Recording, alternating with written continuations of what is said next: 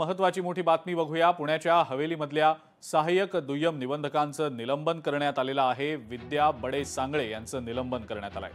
पशुसंवर्धन विभाग जमीन प्रकरणात ही कारवाई करण्यात आलेली आहे। या जमीन गैरव्यवहार प्रकरणामधली ही मोठी कारवाई आहे। स्वतः महसूल मंत्र्यांनी हे निलंबनाचे आदेश आता जारी केलेले आहेत। मंत्री बावनकुळे यांच्याकडनं महसूल विभागाची सध्या झाडाझडती घेतली जाते।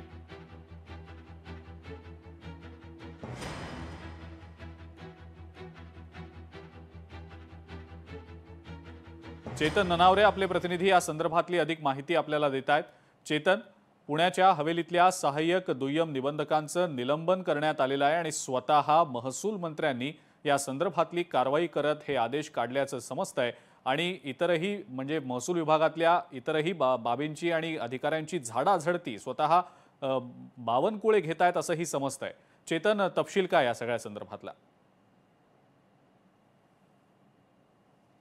महसूल मंत्री चंद्रशेखर बावनकुळे यांनी आक्रमक पवित्रा घेतल्याचं पाहायला मिळतंय आणि दर 3 महिन्यानंतर या महसूल विभागातील जी दस्त नोंदणी आहे त्याचा आढावा घेतला जाणार आहे आणि या पहिल्याच आढाव्यामध्ये आता आपण हा नवीन घोटाळा समोर आल्याचं पाहायला मिळत आहे, ज्यामध्ये जवळपास 15 एकर जमीन आहे ती पशुसंवर्धन विभागाची शासकीय जमीन आहे, तिची विक्री झाल्याची माहिती समोर आलेली होती आणि तात्काळ आता या प्रकरणी ही निलंबनाची पहिली कारवाई झाल्याचंही पाहायला मिळत आहे। त्यामुळे येत्या काळामध्ये आणखी काही घोटाळे समोर येऊ शकतात आणि या संदर्भात काही बडे मासे आहेत, बडे अधिकारी आहेत, त्यांच्यावरती ही कठोर कारवाई होताना पाहायला मिळू शकते। अजिंक्य।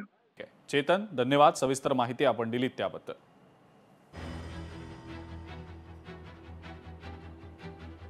हवेलीतल्या सहाय्यक दुय्यम निबंधकांचं निलंबन करण्यात आलेलं आहे आणि तसे आदेश स्वतः महसूल मंत्र्यांनीच दिलेले आहेत आणि पूर्ण महसूल विभागाची मंत्री चंद्रशेखर बावनकुळे झाडाझडती देखील घेत आहेत।